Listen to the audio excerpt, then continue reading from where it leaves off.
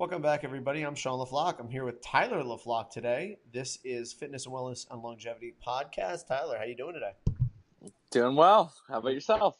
I'm doing okay. I'm a bit frustrated from the 20 minutes that we wasted trying to have you figure out how to have FaceTime on your computer. So I guess there is a false expectation that I had for you that A, that you knew how to use your laptop, B, you knew how to use FaceTime, and C, that I would not get frustrated trying to teach you it. So I guess that Oh, is a recipe for disaster. What are your thoughts, Tyler? yeah. I think that's yeah.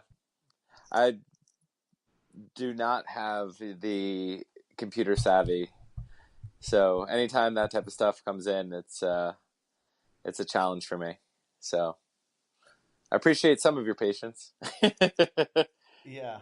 So for those of you wondering why A, we sound very similar, and B, we have the same last name, Tyler and I are, believe it or not, brothers, despite our very different hairstyles at this point. The reason why we're doing the podcast together today is Tyler went on a bit of a retreat out to San Diego, California, right, Tyler? That's right. Up in the hills, In the hills of San Diego, eh? hmm So or the uh, mountains. I guess the first question is, Tyler, is how did this come about? And how did you get set up with this? And what exactly did you get set up with? Okay, so it stems back to probably last year, where I had injured my back for, I don't know, fourth, fifth time. And it had gotten to a point where I needed to either A, take a step back from training altogether, or B, just stop all out or whatever. So it had gotten to a point where I couldn't keep training and keep pushing through it. And that forced me to essentially uh, reflect and give some time to what my training meant to me. Because at that point, it was having some time, the realistic expectation was I never thought I would make it to regionals as an individual, still holding out hope for maybe a team type of scenario, but still training in a competitive mindset. And once that injury happened, it caused me to reflect and essentially come up with the decision to no longer pursue CrossFit competitively, and which then led to this whole journey that I've been doing of self-reflection and personal development in no longer relying on that identity to support myself, and now forming this new type of person and getting to know myself a lot better and what kind of like the ins and outs of me are, in a way, is the best to explain it. So what I was listening to a podcast with Mike Bledsoe, and it was, he had a Czech practitioner on. I don't know if you're familiar with Paul Chek. Yep.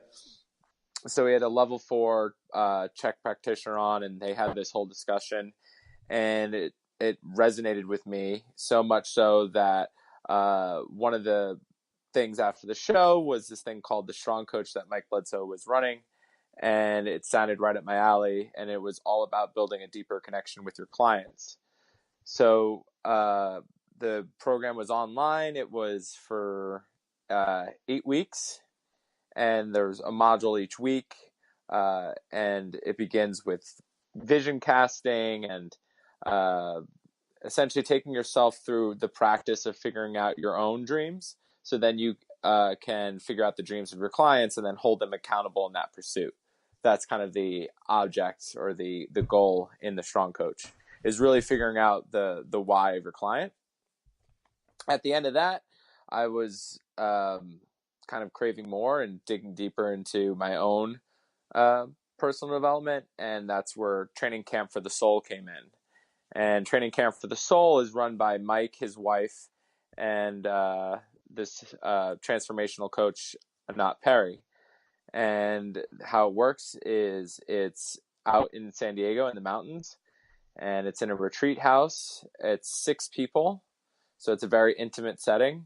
And essentially for it's a week, but it's a 5 day straight of um, essentially the practice being finding out your limiting beliefs, going back to your childhood, uprooting those limiting beliefs, and then planning new new opportunities and new possibilities for growth. Okay. So I'm going to go back a little bit.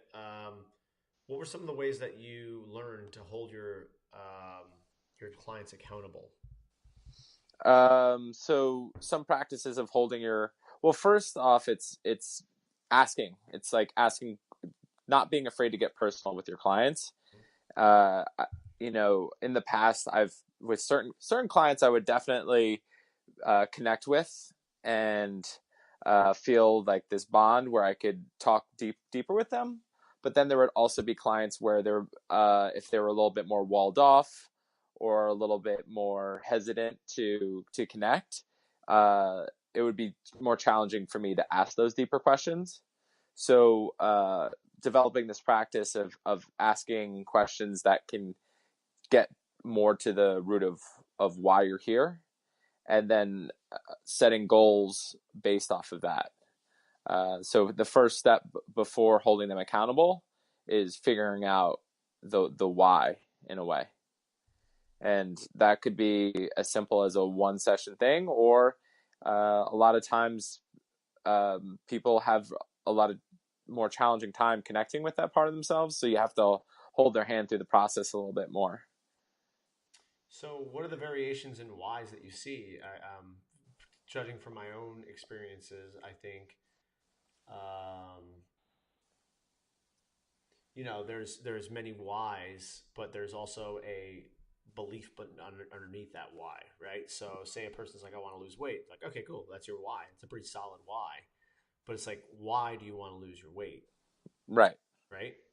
Yeah. So, you know, can you speak to that a little bit, Tyler? Um, yeah. I mean, for me, I'm still figuring it out myself. Yeah. I don't think I've mastered it in any way. Uh, Can you give me an example of some findings that you've had so far? some findings I've had so far is when I, like, for instance, I've now made it a practice to take clients outside of the gym and have a conversation with them outside of the gym, which I've found them to be able to open up a little bit more in that setting, which has Yeah, been helpful. that seems right. So yeah, so for instance, one of my clients, Andy, we sat down.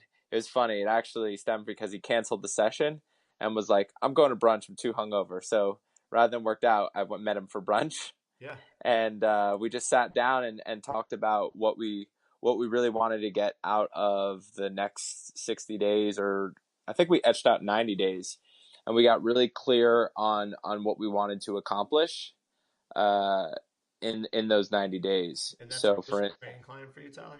say it again, personal training Oh, client, yeah. cool. Awesome. So it was getting very clear. Okay, in these 90 days, we can make it a weight loss goal. We can make it an inches goal on the waistline, Hmm. and we got very clear on what we wanted to get out of those 90 days. Um, and then you can also not only asking them questions on their fitness, but you can also ask them questions in what they want to achieve outside of the gym. What are they looking to accomplish with either their work, helping them kind of find their purpose. And what I've seen with the clients I've had is a lot of times their work is kind of like a more of less of a passion and more of a Means to an something to give them, it means to an end, or something to give them financial freedom, yeah, right? So especially the population that you have and where you are. right. Like in terms of New York City. That being said, there are people who are really creative who love what they do there, right? 100%. I have a client, she owns a preschool and she loves it. Yeah. She's doing work that she's passionate about. Yeah. The client Andy, for instance, he started a company and was extremely passionate about that and being an entrepreneur, and he loves it. Right now, the space, like, he sold his company, and now he is in a space right now where it's like kind of like a holding period. So he's like a little bit not doing something that he's extremely passionate about, but with that financial freedom, he's now been able to do nonprofit work. So he's found value in that. Yeah. Yeah. Um, So it's go, kind of sorry, go ahead. Going back to the why though, like do you continue to kind of pry through that as well? Like so, like I want to lose 20 pounds. They're like, okay, cool. Like, do you find that people who have this belief, I guess the way that I see it is a belief that when that happens, then I'll be happy, Right, right? Do you kind of like have that feel for that with your clients? Or again, you don't have to use specific clients. Don't use them. right. Don't feel comfortable with that. But is that something that kind of resonates with you? Uh, it's something that I'm learning to put into practice now. I don't think I would have been confident in doing that beforehand. Yeah. Uh, but now, since doing this work, I feel a little bit more confident in kind of prying into that a little bit more. Uh, what's with like weight loss goals or those, the more we like, a good achievement is just getting specific with your goals. So I would take that as a win. Okay. So like, okay, we can get specific here, and now we can make this attainable, and we can set it in a time frame which is going to get you committed. So let's take that as a win first, Yep. uh, and let's kind of develop our relationship, and then we can kind of go a little bit deeper. Those But I don't pop. think I Go ahead. Sorry. I don't think I would have been as confident before doing this work, digging deeper behind, uh, like, will this actually make you happy or not? Let's get you in a place where we can, you know, I see you're in an unhealthy state. Let's use this as a carrot to get you into a healthier state, and then we can kind of go into digging deeper. Yeah, so that's kind of where I always have the question within myself and my clients because there's the idea of motivation and then there's the idea of transformation. And I think you are aware of the difference at this point. And motivation is when I get that, I'll be happy. Transformation is what do I have to become for that thing to be normal? Yeah, that's a really good point. You I know, never put it in those terms, but that's an amazing way to look at it. so when you take a look at, let's say, a client who wants to lose 20 pounds, it's like, who are you holding? What belief are you holding on to right now that's preventing you from actually achieving whatever that is, right? So let's say it's that person who wants to lose 20 pounds. And we say, okay, again, like just talking to them, like you said, and maybe you're like having a story. It's like, oh, how long have you been overweight? It's like, oh, well, ever since I lost the job or I broke up with my girlfriend 6 years ago, I just always had this. Or once I got out of high school, I just kept putting on weight, whatever it might be. And again, the reason why I go behind like the transformation rather than the motivation is that if you say you lost that 20 pounds, you didn't necessarily have to change who you were to lose the 20 pounds, right? And then you get to that spot. And again, I see it from your perspective as well, because you're like, well, at least you've gone through that. And Right. now you're in a position where you can make a new decision and you can make a new goal, so to speak. But like, I mean, let me ask you this: like, have you done that before, where you've set the goal and hit the goal, and then like, well, wait a second, this wasn't what I thought it was going to be. Hmm. I imagine with one client we had that process, Mm-hmm. uh, and he's gotten to those goals, and he's seen them, but he's Mm-hmm. still looking for more, Yeah. right? And I think that's going to always be the case. If you're in that process, like you said, if you're in that process or in that mindset of that goal is going to make me happy, when you get to the goal, you're going to be left, okay, what, like, I want more, Yeah. or how do I get this same feeling? For me, um, just if we were to take a step back and uh, let's say we're working towards that goal and they lose X amount of weight, or we're able to get them, then we can kind of show them in that the type of change that's possible, and now we can start working on the mindset behind that. Like, Yeah. look what you were able to do in this time frame when you committed yourself. What else in your life, can we apply this to? Yeah, yeah, and again, I don't see either way as wrong or right or wrong. I think it ends up relatively in a similar spot. Like one way, you're ripping the band-aid kind of off right away. The other one, you're giving them a little bit of momentum. And again, it probably depends on the person. But like for me personally, if I had that happen, I would say to myself, like, yeah, but I couldn't do this.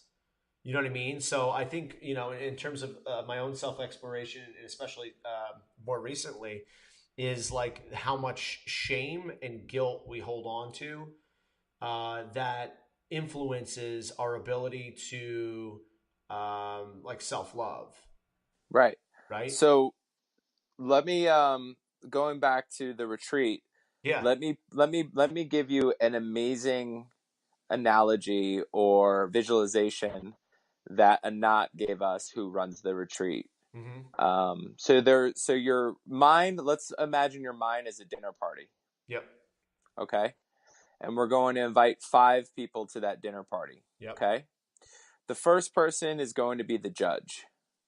So the judge is, you could think of that in your mind as they're determining what's right or wrong. That's that your morality.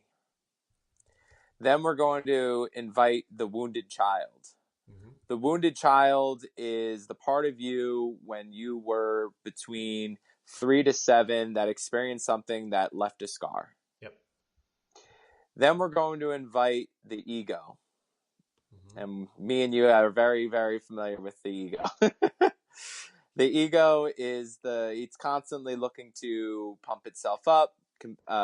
It's looking to separate itself. And it is, it's influenced by the judge in a way, but it's looking for that separation, right? Mm-hmm. Or comparison. Then you have the shadow. The Mm-hmm. shadow is something something you're truly shameful or guilty about. Okay. And then the last thing is the heart. And the heart wants love and acceptance. So when you're having something in your life, can you have the awareness of, at this point in the dinner party, who is talking? And having that awareness of, all right, who's having this conversation right now? For me, the person at the dinner table who were dominating the conversation were the judge and the ego. The judge was saying, Tyler, you have to be right. You have to do what's right. The ego was saying, you have to separate yourself, improve yourself. So let me And let me stop you there. So you're saying yeah, that sure. the judge is obviously determines right and wrong, which again kind of seems egoic for me because if the judge is coming from a kind of a here, like I'm pointing my head, if you're not, if Yeah. um, yeah, he right or wrong through judgment, and then it's like your actions are then immediately assessed as right or wrong. Exactly. And then it's like, okay, how do I continue to juggle this and keep going through life doing the right thing? Mm-hmm. Okay, so Or would you say this is much more of like this type of judge is much more like a mind created thing than it is a heart created thing? yes, Okay, 100%. I Yeah, the just wanted to judge. make sure that we kind of understood that. Yeah, that's a good. What do you call it? Can't think of the word, but yeah, that's a good way to state that. The That beard, we don't. Yeah. What's that? beardy McBeard face. Beauty McBeard face. Yeah. Yeah. So, how do we get on this whole discussion? So we got the dinner party. Oh yeah. So we're at the dinner party. So the ultimate goal of the Yeah. So dinner party. you were saying that the judge and the ego were your primary talkers at the dinner party. Exactly. So at any given moment, somebody could be talking or having their moment at the dinner party, but ultimately who we want to lead is the heart, Yeah. because the heart ultimately wants love, acceptance, connection. And when the heart leads, I mean, that's your true authentic self. Mm-hmm. That's if you've read Eckhart Tolle's book. You're the observer, the godliness that's within you. That's how I look as the heart, the godliness that flows within inside of you, that observer of your being. That essentially is your heart.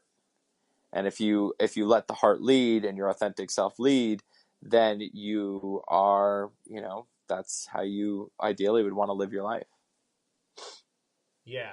Um, So it's interesting because you had did a post about on Instagram the other day, and I looked at it, and immediately I was angry and upset.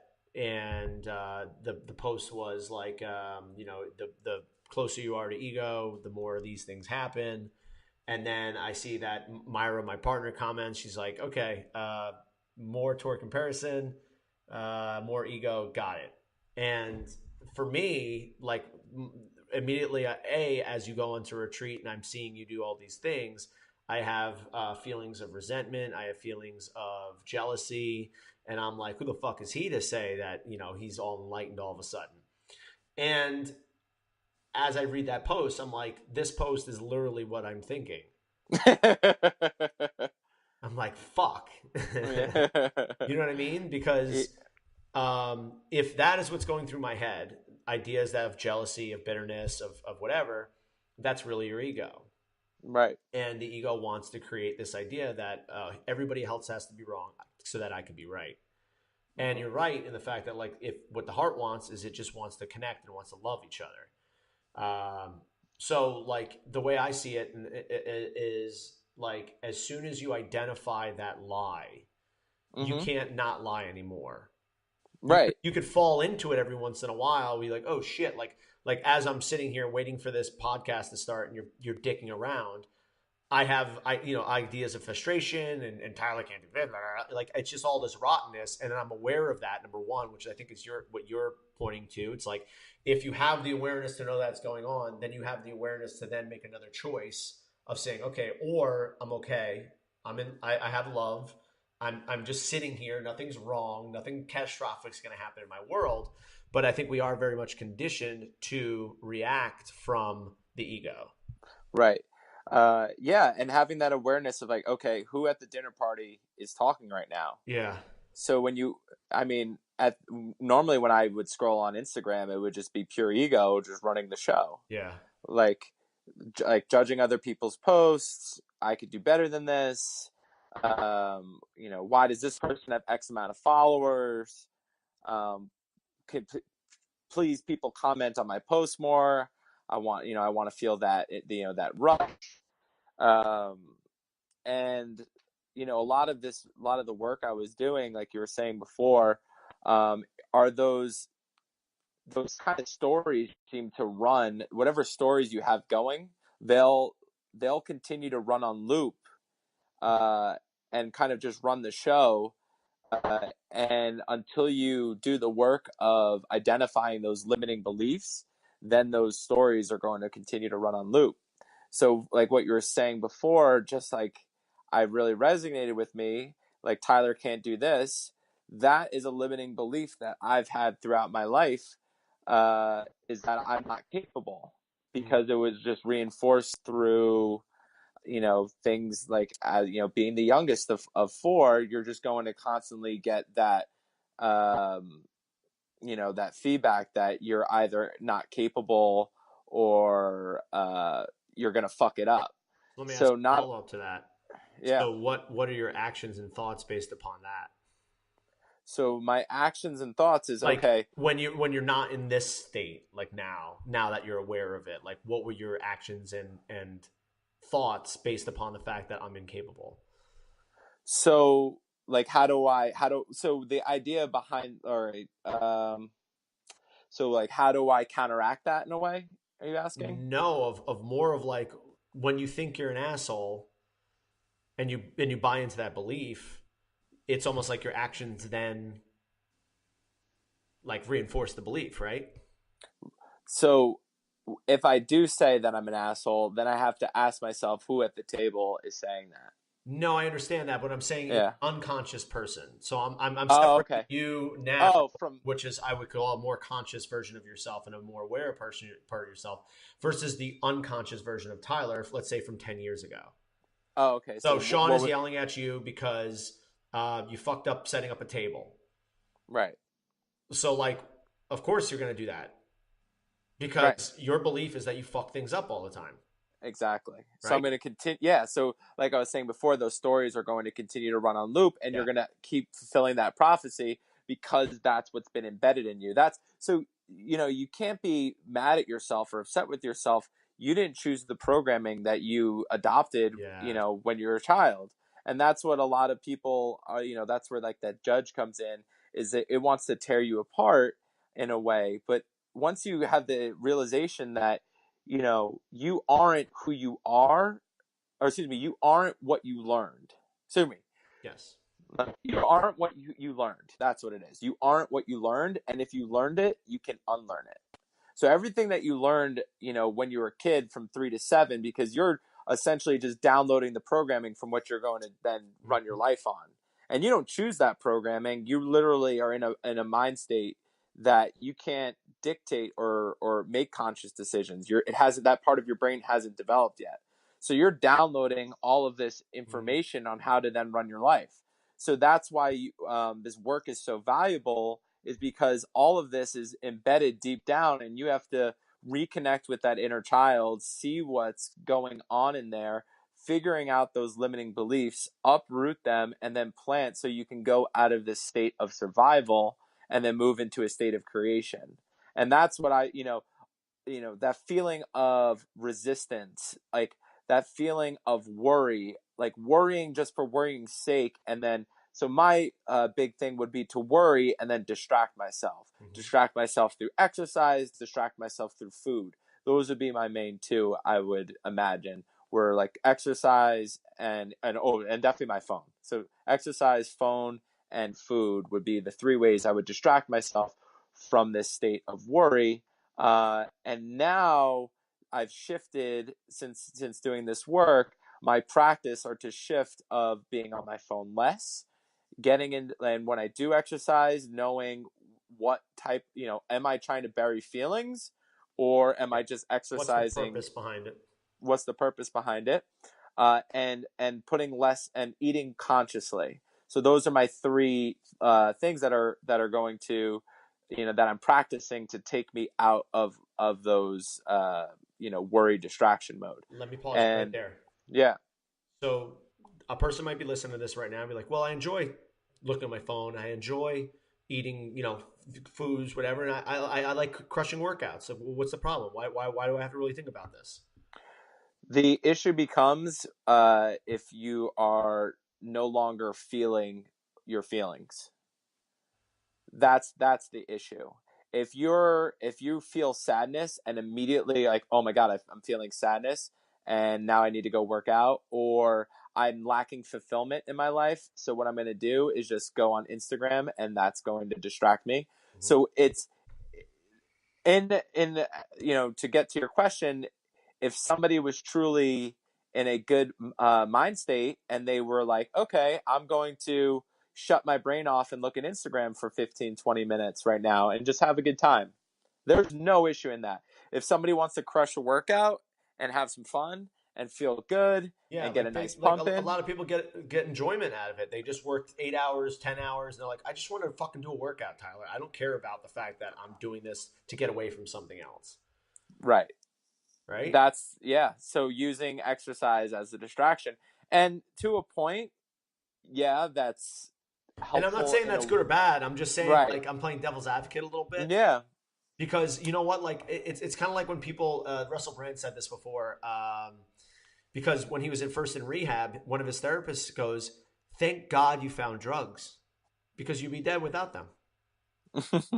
Like legit. Like I don't believe people are trying to hurt themselves when they exercise a lot, when they flip through their phone, when they do that. And I think we have to take away the judgment of that. Oh, 100%. It's I'm just not, yeah, yeah, yeah. You yeah. know, no, 100%. And I know you're there, but I'm just saying in terms of of people who would be listening to this, Right, is that right. like none of those things are inherently bad. I think what you're No. getting to is The issue becomes, is what is the purpose behind those yes. tasks? And is And that thing controlling you or are you controlling it? right, right, 100%. Um, are you using those to take you away from something that you need to focus on? And I think a lot of people, are not living on the surface, but are are kind of, because before this work that I did, I would have thought of myself as a pretty quote unquote woke person Hmm? or woke individual in a way. But this completely opened my eyes to all these not vices, but all these um, all these behaviors that I had entrenched, and what role they were serving. So yeah, inherently nothing's wrong with looking at your phone or looking forward to a nice dessert or working out, but um, for It's like me, who at the dinner table is asking us to do this? right, yeah, exactly. Is it your ego? Is it the judge? It's like I is it yeah. Like, but I think you make a great point and I've been noticing this more and more, especially when it comes to CrossFit, of using your workout as essentially a way to just get away from the, stress of work. Yeah. And I don't know if it, like you said it, I don't think it's necessarily a bad or good thing, but, um, Well, you it becomes know, a bad thing when you get injured. It becomes a bad thing when you have to be away from the gym for 4 days right. and you And start then, murdering people. right, exactly. Yeah, I mean, Because, I mean, we both yeah, know people who have done injuries and they don't do injuries well. right, right, And it's tough to talk to those types of people because they've identified themselves so much with that they don't know that they don't know. They don't have that level of awareness and consciousness to take a step back and be like, you know what, like me without training, I'm not okay. right. And that was me. That I mean, I think that still is me to an extent. I haven't solved my problems. It's a practice.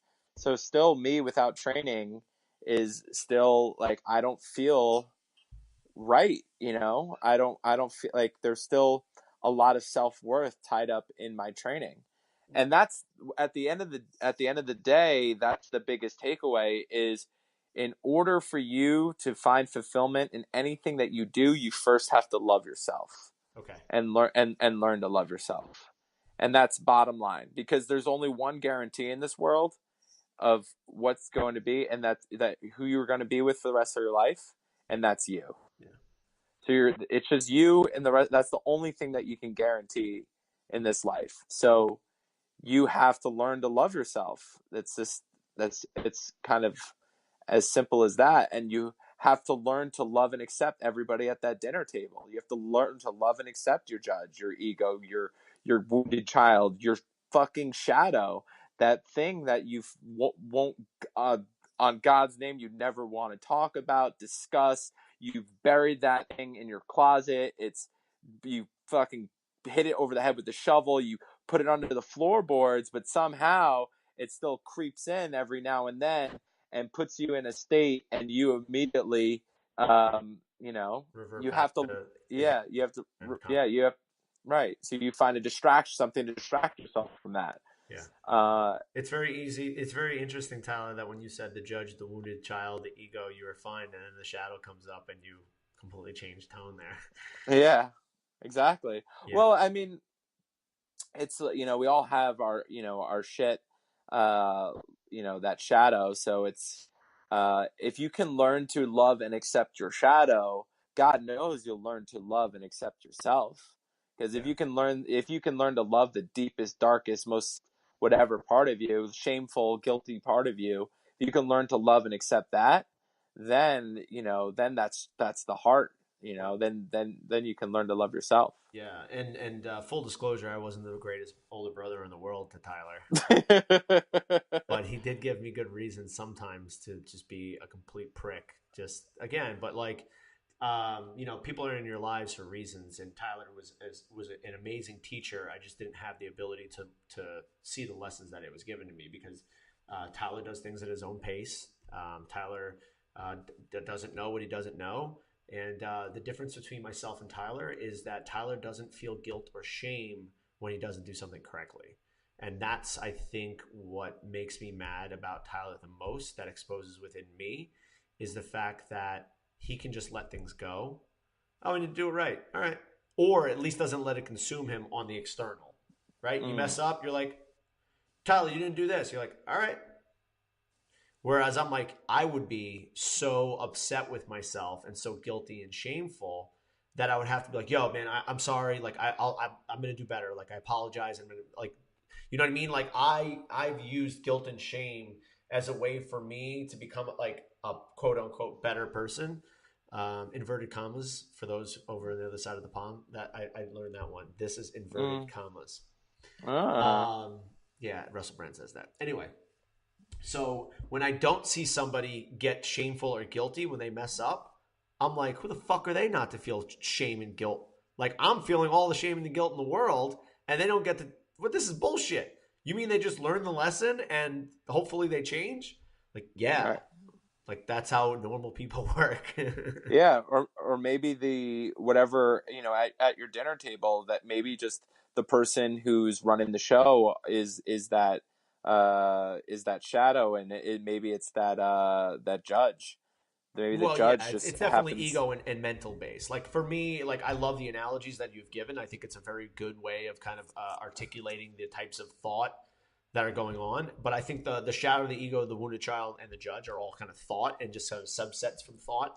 Whereas I Mm. believe love and the heart are feelings, like Yeah. feelings of not in the sense like, oh, I feel mad, I feel sad, but there this authenticity and your, I don't know. Some people call it chi, some people call it aura, some people life force. Energy. It's Energy, energy. yes, it's an energy. Yeah. That's why it's so hard for some people to articulate how they feel from that Right. place. They're just Well, like, that. "Arr, I feel something like that's my anger. Arr, this is my heart. Arr," you know what I mean? Right. So yeah, what a lot of the work that we did, and just like realizing, so it was me and five other people. It was just how much, we're all the same, Yeah. and like Wow. it made me Wow. it yeah, like we're all like the stories may be, switched around in some capacity, but the underlying ways that we, feel, love, everything that we experience, from six people from six completely different backgrounds, the limiting beliefs that were coming from them, everything was, and the experiences, everything was very much the same. So yeah, the ego can kind of, suck it on that one. And Yeah. it's try like that was a big eye opener. It's like, oh, people haven't been what I've been through, and my parents did this or whatever, and I went through that, and it's like you're listening to other people and you're realizing, yeah, the stories might be a little bit different, but that doesn't mean the what they went through was anything felt differently from what you have, because your body doesn't, or your mind doesn't, rationalize. It could have been something as simple as, you're like, for me, a moment where that like was stuck with me was like I was playing with like my toys, and I looked up and no one was around, and I freaked the fuck out, and I went and I grabbed a stool, and it was, we were in Forest Hills, and like I grabbed a stool and like ran to the elevator and like went downstairs. But like that was something that definitely got imprinted on me, and something, because like the mind in those moments doesn't really, uh the amount of trauma, who knows what type of trauma will take place, but it's the limiting belief that gets imprinted on you, because of that. So we can think of everyone as, I'm this, and they don't know what I've been through, but in a way, from what I experience, is we all are very much the same in dealing with these same demons and these same battles.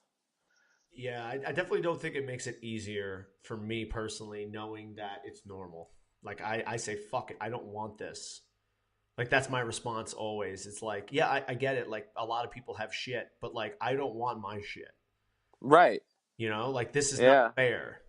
Right. And again, I can think that it's just like, all right, again, who's at the dinner table talking about this? Who would decide if things were fair or not? Yeah. Like I mean, that's go back. your ego. Yeah. Let's go back to the whole feeling situation, and how you were saying how difficult it was for you to feel your feelings. So, an exercise that we would constantly do is, as you're experiencing something in your childhood, you, rather than, we always try to rationalize, and like the mind comes in and it's like, no, like, fuck what, like, don't sing me a story. Yeah. What are you feeling right now? Oh, I'm feeling tightness in my chest. My heart's beating fast. I feel constricted through my back. Those are feelings. And once you start identifying that, then you're actually becoming connected. Yeah. And that was a big eye opener for me, is like, feel like, if you are feeling sadness, like, where are you feeling that? Like, where is that? Are you feeling like, Yeah. in your solar plexus? All right, let's focus on that feeling in our solar plexus and just be in it, and focus on that, and just breathe. And when you're breathing, try to breathe into your diaphragm, because that way you don't wallow in it, right? You don't want to like be like crying uncontrollably and wallowing in what you're going through, but What's really wrong with be in being? it. What's wrong with crying uncontrollably? And there's nothing wrong with crying uncontrollably. The crying uncontrollably and like the self pity that comes along with it, Yeah. that can be an issue. But just having a fucking really good cry, there's nothing wrong with that. Yeah. You know, But you know what? I think people, we judge people a lot for not 100%. strong enough, for feeling something. And I think, again, like, I think we got to tread lightly on the idea that, like, stiffen up your lip. Like, I think that's the reason why we have a lot of the problems that we have. It's like, whatever you're going through, go through it, and just know that we're here. Right. You know what I mean? Yeah. I mean, like you're saying, harden up. What does the hardening up mean? Like, oh, you're feeling something. Okay, what can I use to harden myself up and distract myself from that feeling? Yeah. Or I'm Which not then, supposed to be feeling this, which again is right. Yeah, which is the judge. Yeah, I'm not supposed to be and feeling someone this. And else's judge. Because, like, we don't just inherently not want to feel our emotions. We are like, what the fuck do I do with this? And then someone around you goes, stop crying. You're like, oh, okay, I'm just gonna stop crying. And then, right. like, okay, I've completely blocked off my ability to then feel that emotion. So not only am I going to be not okay with it in myself, I am not okay with it in other people, because other people will mirror the way I feel. So if I haven't had an acceptance of the way I feel, that's not okay for you to feel that either. And that was something I struggled with a lot. The way I would deal with sadness is either for myself. I mean, I haven't cried in forever. I don't think I've cried it like since this work over the past week. I hadn't cried in years. Yeah, I will admit, Tyler, I haven't. I don't remember you crying since, like, Billy died. Yeah, I don't. I Yeah, can't remember you crying. right. It's very similar to our dad, to Daddy. Yeah, I don't. I think Daddy Dad's the last cried time twice I've ever seen him cry. was When Dad Tigger, died. when no, Molly died. when Molly and Tigger died, he cried. Yeah, yeah. And when his dad died, I remember him crying on his bed, sitting on his bed crying. Yeah, wow, that's rough. Fuck. Yeah, Anyway, but yeah. I mean, went dark for a we're moment, going but dark quick there. yeah, Talking about our dad 3 times has ever cried when things are dying. But again, like, I yeah. think that goes to what we talk about. Like, sometimes it becomes uncontrollable, and then you're like, wait a second, like, why is this the only time I can ever feel anything? Because let me ask you this, Tyler: why is it not okay to feel those things? Why is it not okay? Yeah, For me, it was. why is it not okay to not feel those things? Oh, why is it not okay to not feel those things? One, then you can't hold space for people. So when people are Oh, so wow. Okay, go ahead. I'm writing this down. yeah. So in order to hold space for people, right? So for me, my first instinct, because for myself, is like, okay, I'm sad. I instantly have to find something to distract myself from this sadness, or just kind of push it down and just move on to the next thing. So when I see that in another person, rather than holding space for them and allowing them to feel what they have to feel, I'm trying to make them feel better. And then that comes off as inauthentic. And that person doesn't want to be made felt better.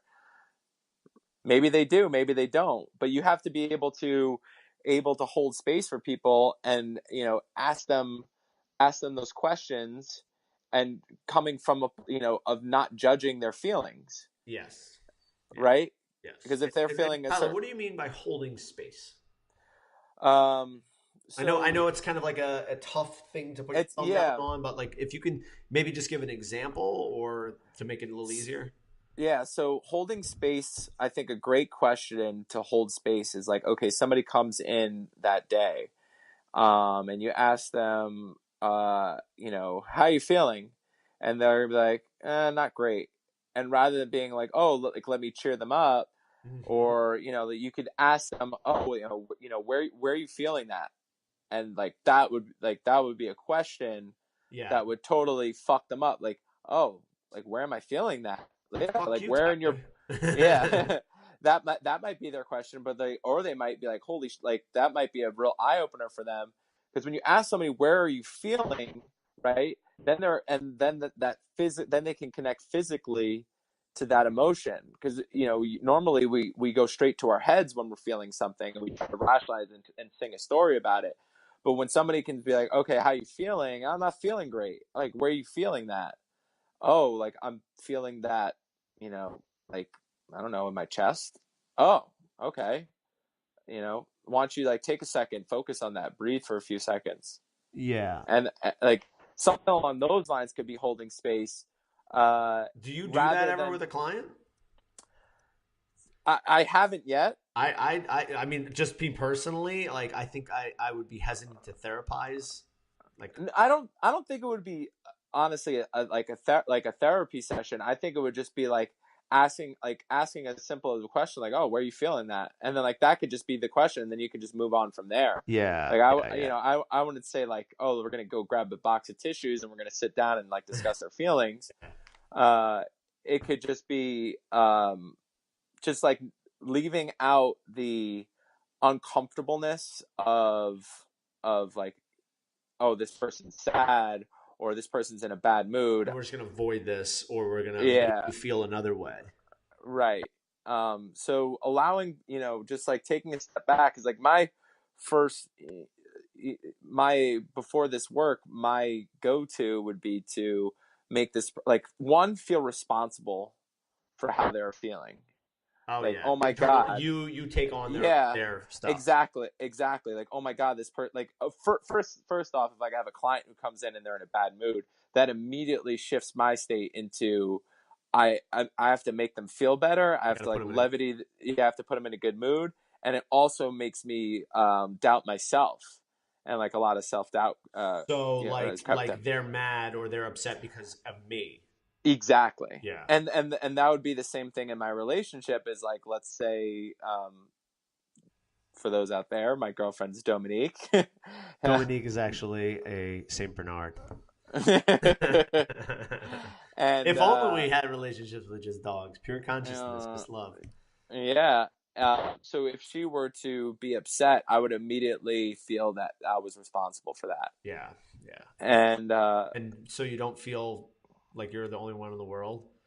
I feel that too, and it's probably because we grew up in the same household, but we take on other people's um, stress. right. And we feel that responsibility to either make them feel better, or for me, a big thing that I would do is like, if I felt confrontation coming along, I would just shut down. Mm, I would just turn off and not feel anything. yeah. And basically, because I had so much fear tied up with confrontation from the experiences, that we had growing up with our parents, who were,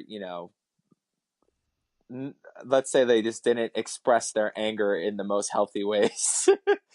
Yeah, you uh, can pretty much say that. But again, like it's so interesting because again, I don't know if you feel this way, but like the more I understand about myself, the more I understand about just the illness of or the human condition. Like you just right, understand like they were only doing what they were taught. And right, and exactly, there's no like let's put the thumb down on where my problem started. It's like right. go back to the start of time. That's where it started. Exactly. So it's like you like your wounded child, that inner boy or inner girl that's in there that had felt a certain way. Like, after doing this work, we're essentially all walking around as as wounded children with this shitty programming that we downloaded as kids, right? And until you are able to have awareness to it, those basically you're just going to keep sending those messages down the line. And don't get me wrong, we're all gonna, if we have kids, we're all gonna fuck them up in some capacity. But it's Not just to me. what It's gonna be perfect. what person at the dinner table's talking there? The shadow. No, no, no, no, no. No. I. You know what though? I have. There's certain things that I have an unbelievable deep seated confidence about. Hmm. Like I know that if I get a dog, it's going to be the best dog ever. Not in the sense that like it's going to be like I care that it's the world greatest dog, but I know that there is a spot in me that it's pure love, Right. and then What? I know that I'm able to give that to a dog, and not love in the sense of like affection, affection, affection, but like giving it what it needs, Love and and acceptance. love and acceptance exactly. And yeah, and that's what that's what I learned is when you boil everything down to its simplest form, it's like the answer at the end of the day is love and acceptance. Love Well, and so acceptance. on the opposite side of the coin, fear. Right. Yeah, that's if you read Eckhart Tolle's book or even The Untethered Soul, most of our, negative emotions are manifested through fear, Yeah, yeah, and or a derivative of fear. Like yeah. why are you angry? Fear to Take a anger, step back. fear to, and yeah, exactly. Right. The big one that I got, and it's interesting that you pointed it out was the shame one. Like I hadn't realized like the feeling that I was actually feeling in a lot of ways was shame. So let me give you an example. Like I've been doing something one way for a very long time, and then I found out it was the wrong way, and then I felt like, man, like I don't want to change it now. Like even though I know exactly what to do the correct way, I don't feel comfortable changing it. And I'm like, why would like what is this thing that instantly comes up? And it's shame. Yeah. It's I mean, shame. we can use this for coaches. Like how many times if you feel that, like sometimes that will, like as a coach, you might be coaching a certain way and have such a belief in it, and then inevitably it's going to happen where you're Yeah. going to learn something new and like, oh my god, I was fucking that up the entire time. Yeah. But you were doing, exactly the best you could with the knowledge that you could, and you Exactly. more than likely helped a lot of people. uh but for some reason what we immediately go to is like, oh my god, I fucked this person up, or I fucked this up.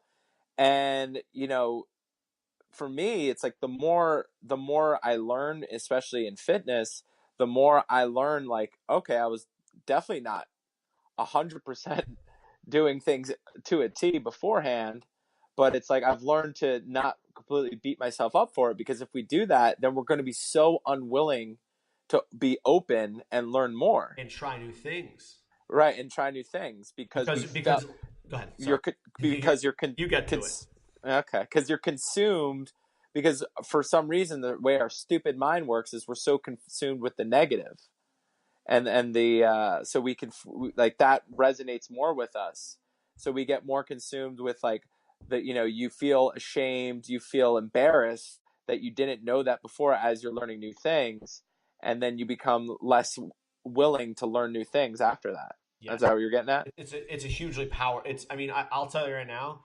I think shame is the most powerful emotion that I experience. Mm. Like shame can stop me from saying something. Which led me to a question. Like it literally can control my vocal cords. Yeah, Like I like imagine where when you let me ask you when you were out there because you were five random fucking people, right? And then there yeah. was Mike, and then his wife, and then some fucking witch, right? Uh, so she's cast a spell on all you guys, and now all of a sudden you're about to open up. Can you Yeah. kind of go through that experience? Because Yeah. I'm like having heart palpitations just kind of like talking about that. Yeah, I mean, when I was going over so day one, so for me, I was very committed to this process. So I'm like, fuck it, I'm gonna go all in. I'm gonna lead into this, and if it's gonna be super uncomfortable, the more I have to say it. So when I was going over my shadow, my heart was beating outside of my chest, Yeah, and I instantly started crying.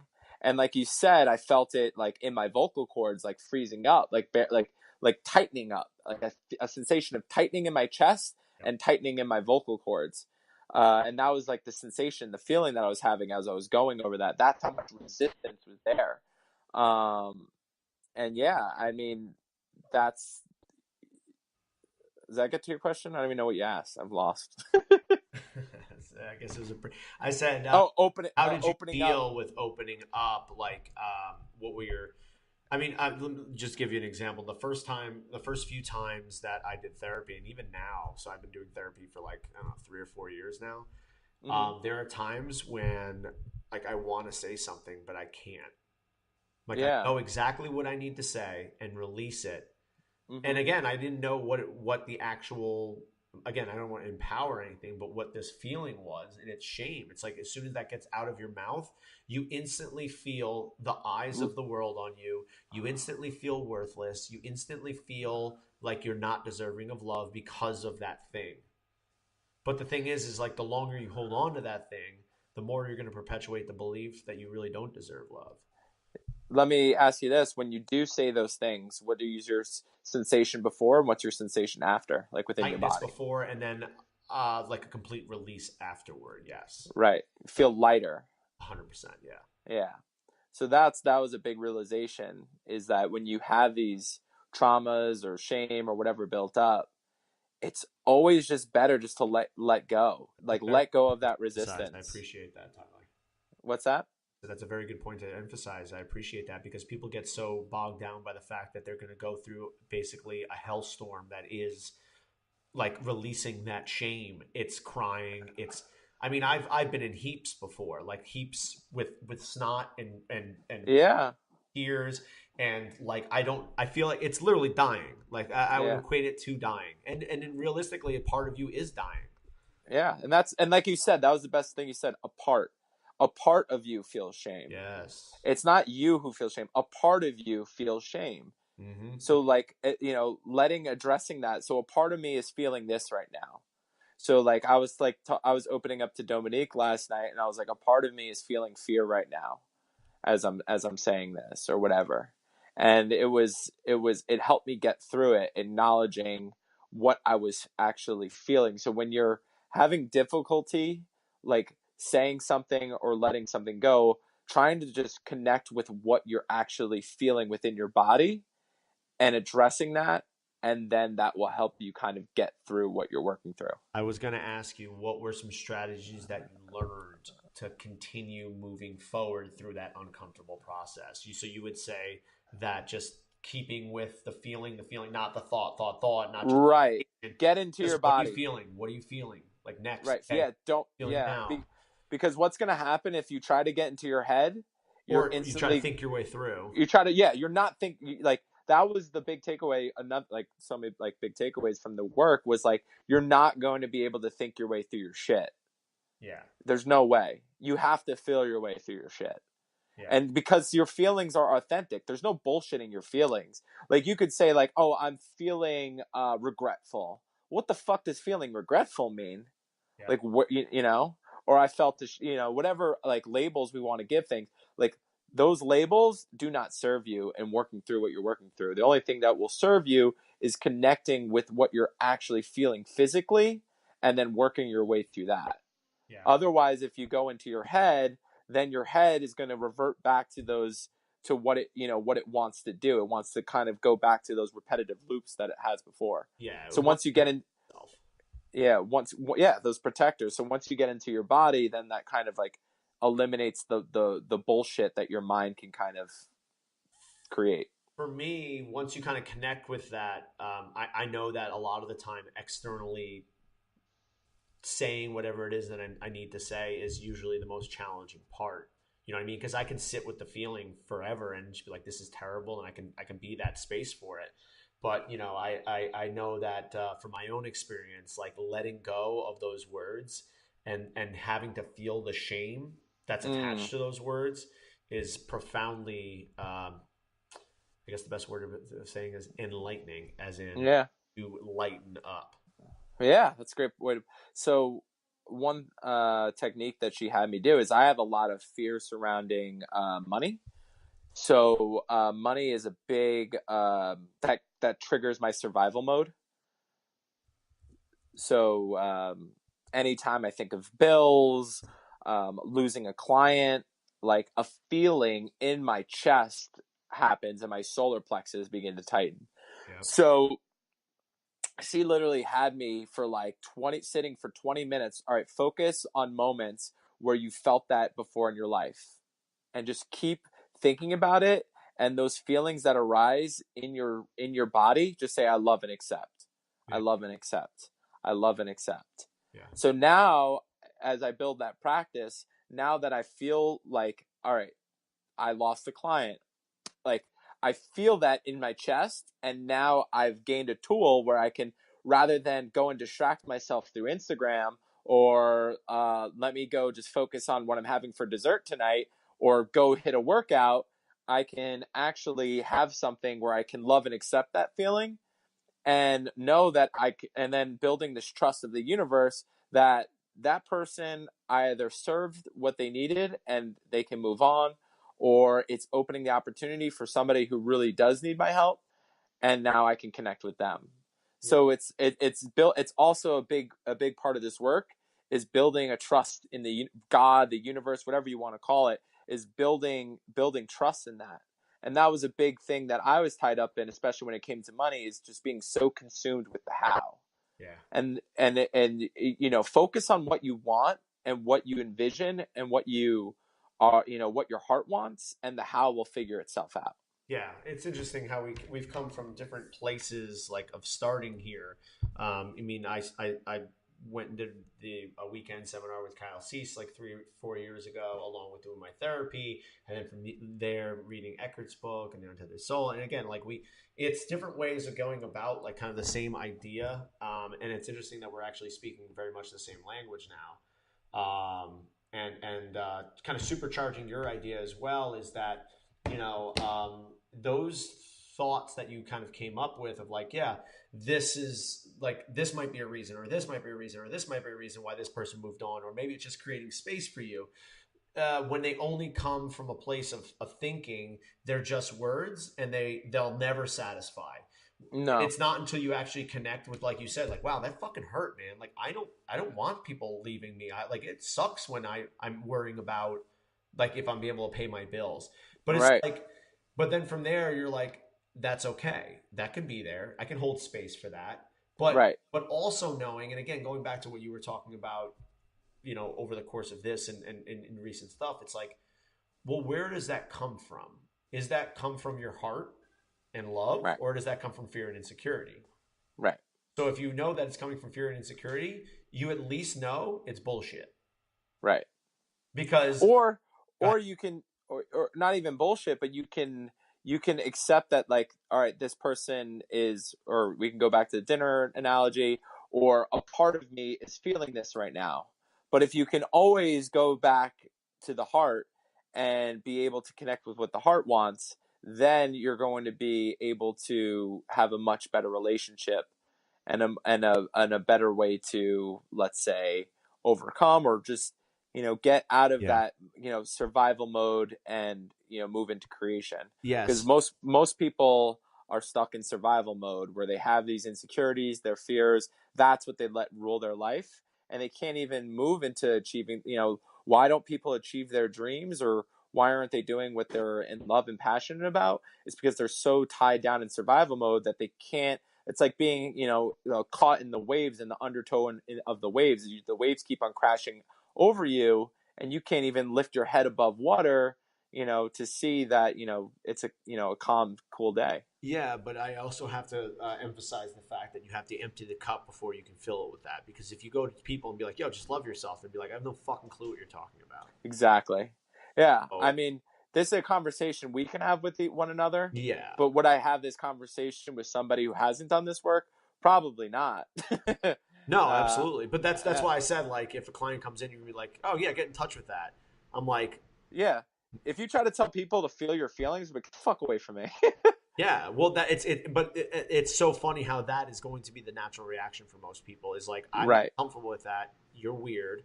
Let me Exactly. let me let me use my ego to do this and Right. separation. But like again, it's This is an analogy I came up with the other day after kind of like reading what you wrote, I call it the Santa Claus analogy. So, spoiler alert: Santa Claus is not real. But when you were, let's say, 8 years old, and you found out that Santa Claus was not real, that was an awareness that comes up, right? You are now aware that this is not real. Did you have to change anything about your life from then on out?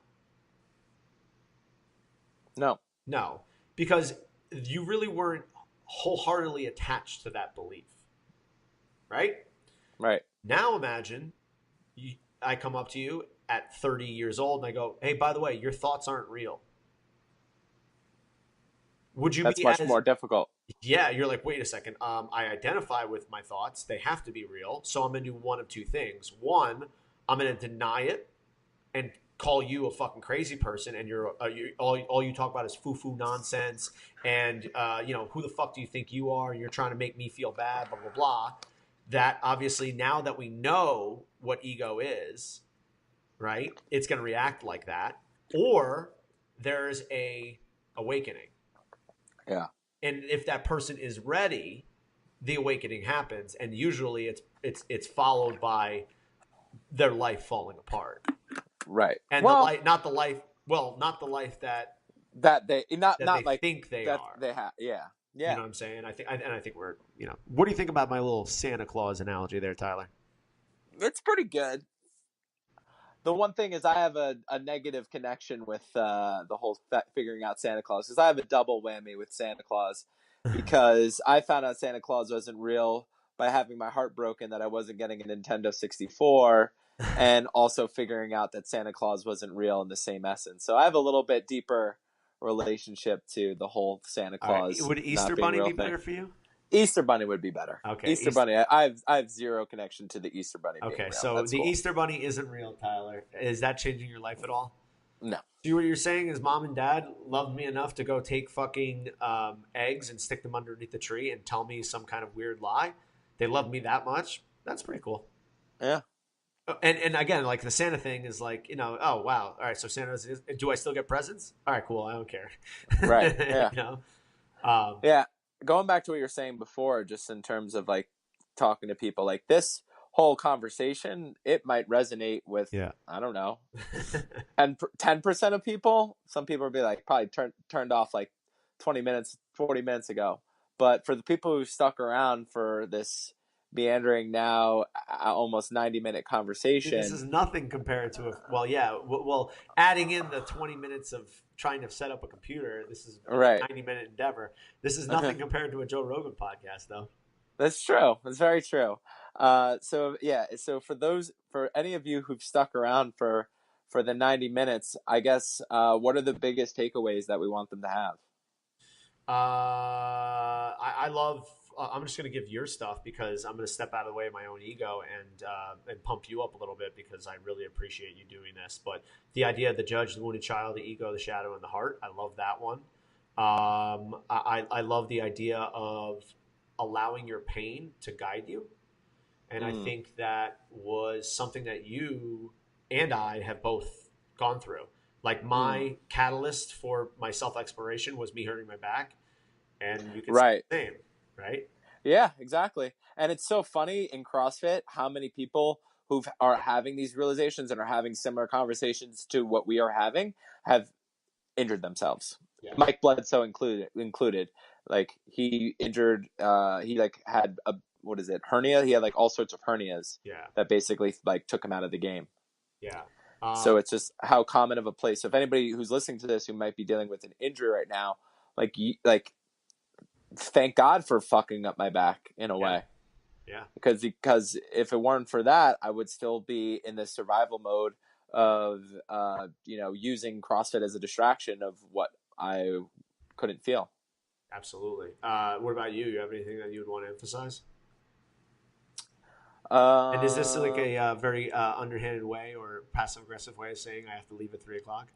Exactly. Why don't you just say that, bro? I know. Well, I figured we'd wrap it up. I'm Joe Rogan, man. We can sit here as long as we want. Spark up some blunts. No, I get it, Tyler. You have to be done. But I want to finish that up. Go ahead. Yeah. yeah. So yeah, I guess the biggest takeaway as well would be, yeah, I think that pretty much summarizes it in a way. I'm trying to think of any other good nuggets that we might have uncovered during this I guess is like you are not what, like if you whatever during your childhood you were not what you learned, Yep. and if you learned it you can unlearn it. That was a very big one Yeah. for me. And it's possible to kind of clean the slate, so to speak, and have new It, right, with practice, like you said. exactly. um that was, yeah, I think that's It's almost the like practicing unlearning. It's not that you need new information because you have the platform of love. It's there right, somewhere. It's more of yeah, like not falling into the old pattern and catching it right away, right? exactly, Okay. yeah, Okay, yeah, I cool. think that's a great way to put it. All right. Yeah, I know you got to run, so we'll wrap this up here. Tyler, I really appreciate you. It scares me to see your personal growth and development, but that is not the authentic version of me. That is the smaller version of me. And I know that there is a child inside of me that wants to give you a high five and a hug and tell you you're awesome and beautiful and yeah, yeah, really, you're really you're doing good stuff. And I'm very, very proud of you. And I'm glad that we can have this conversation. yeah, Now you me tell me too. how awesome I am. Yeah, I mean, I think the post today, the video that you did today, was one that I really connected with, and appreciate you, you know, really opening yourself up and making. I think people need to see more people open up and be vulnerable, so they can then feel comfortable doing it themselves. Yeah, So, I think that's a I really good point. yeah. Cool. Um, You got anything going so on? Go ahead. Sorry. yeah, just some things going on right now.